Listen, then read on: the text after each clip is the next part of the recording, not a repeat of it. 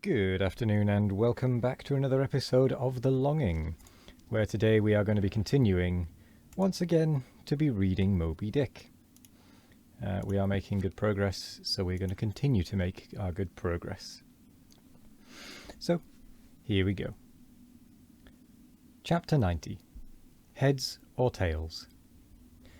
De balena vero sufficit, si rex habeat caput, et regina caudam. Bracton 1.3 C3. Latin from the Books of the Laws of England, which, taken along with the context, means that of all whales captured by anybody on the coast of that land, the king, as honorary grand harpooner, must have the head, and the queen be respectfully presented with the tail. A division which, in the whale, is much like halving an apple. There is no intermediate remainder. Now, as this law, under a modified form, is to this day in force in England, and as it offers in various respects a strange anomaly touching the general law of fast and loose fish, it is here treated of in a separate chapter, on the same courteous principle that prompts the English railways to be at the expense of a separate car, specially reserved for the accommodation of royalty. In the first place, in curious proof of the fact that the above-mentioned law is still in force, I proceed to lay before you a circumstance that happened within the last 2 years. It seems that some honest mariners of Dover or Sandwich, or some one of the Cynique ports, had, after a hard chase, succeeded in killing and beaching a fine whale, which they had originally descried afar off from the shore. Now, the Cynique ports are partially or somehow under the jurisdiction of a sort of policeman or beadle, called a Lord Warden. Holding the office directly from the Crown, I believe, all the royal emoluments incident to the Cynique port territories become by assignment his. By some writers this office is called a sinecure, but not so, because the Lord Warden is busily employed at times in fobbing his perquisites, which are his chiefly by virtue of that same fobbing of them. Now, when these poor sunburnt mariners, barefooted, and with their trousers rolled high up on their eely legs, had wearily hauled their fat fish high and dry, promising themselves a good 150 litres from the precious oil and bone, and in fantasy sipping rare tea with their wives, and good ale with their cronies, upon the strength of their respective shares, up steps a very learned and most Christian and charitable gentleman, with a copy of Blackstone under his arm, and laying it upon the whale's head, he says, "Hands off. This fish, my masters, is a fast fish. I seize it as the Lord Warden's." Upon this, the poor mariners, in their respectful consternation, so truly English, knowing not what to say, fall to vigorously scratching their heads all around, meanwhile ruefully glancing from the whale to the stranger. But that did in no wise mend the matter, or at all soften the hard heart of the learned gentleman with the copy of Blackstone. At length one of them, after long scratching about for his ideas, made bold to speak. "Please, sir, who is the Lord Warden?" "The Duke." "But the Duke had nothing to do with taking this fish." "It is his." "We have been at great trouble and peril and some expense, and is all that to go to the Duke's benefit, we getting nothing at all for our pains but our blisters?" "It is his." "Is the Duke so very poor as to be forced to this desperate mode of getting a livelihood?" "It is his." "I thought to relieve my old bedridden mother by part of my share of this whale." "It is his." "Won't the Duke be content with a quarter or a half?" "It is his."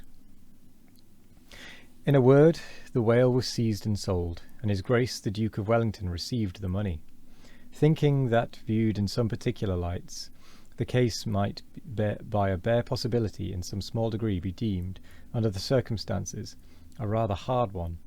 An honest clergyman of the town respectfully addressed a note to his Grace, begging him to take the case of those unfortunate mariners into full consideration. To which my Lord Duke in substance replied, both letters were published, that he had already done so, and received the money, and would be obliged to the reverend gentleman if for the future he, the reverend gentleman, would decline meddling with other people's business. Is this the still militant old man standing at the corners of the three kingdoms, on all hands coercing alms of beggars? It will readily be seen that in this case the alleged right of the Duke to the whale was a delegated one from the sovereign.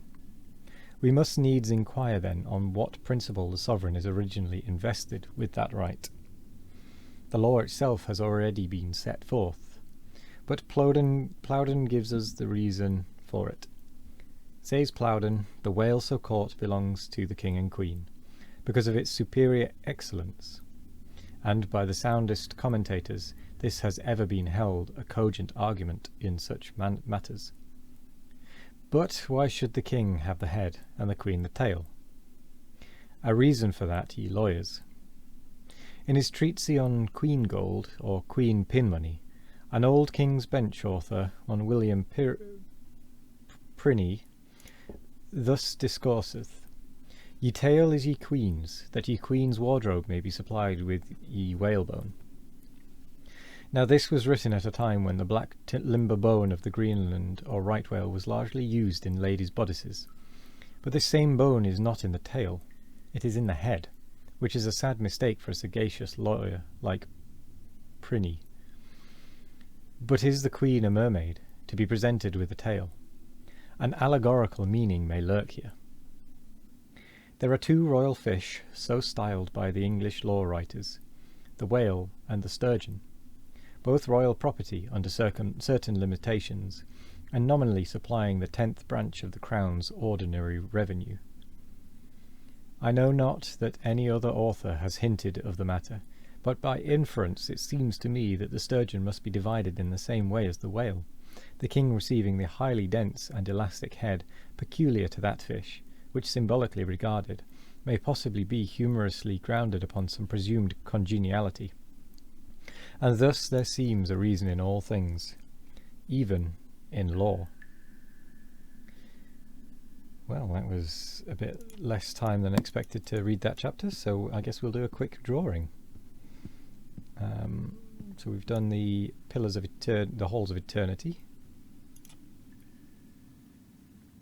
So we shall move on to the next one, which is black and red, which becomes water. Here we go.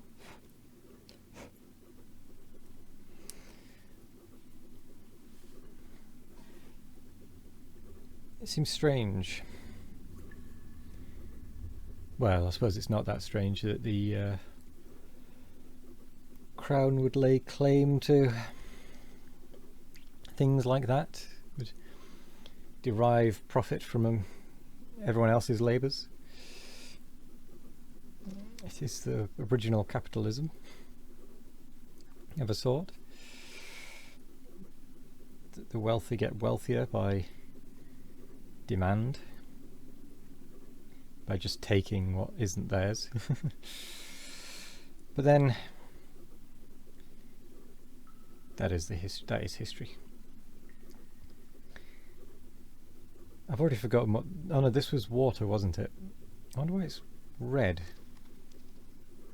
And red and black water. How unusual.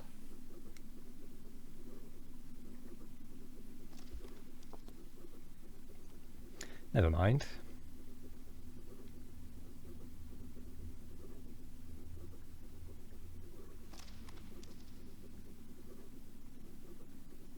It's filling in quite nicely.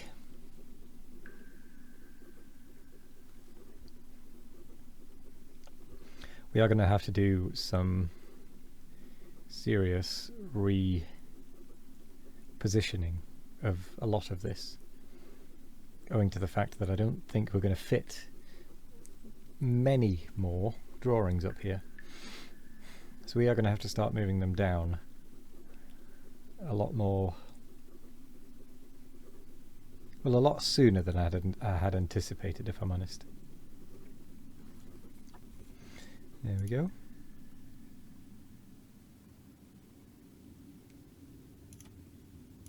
So, with that, I'm going to say thank you very much for joining me today. Ooh, let's pick up whatever that was.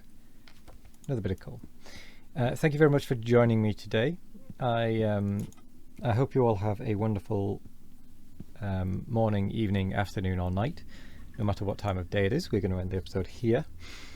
And I cannot remember what I was going to say. So, thank you very much for joining me.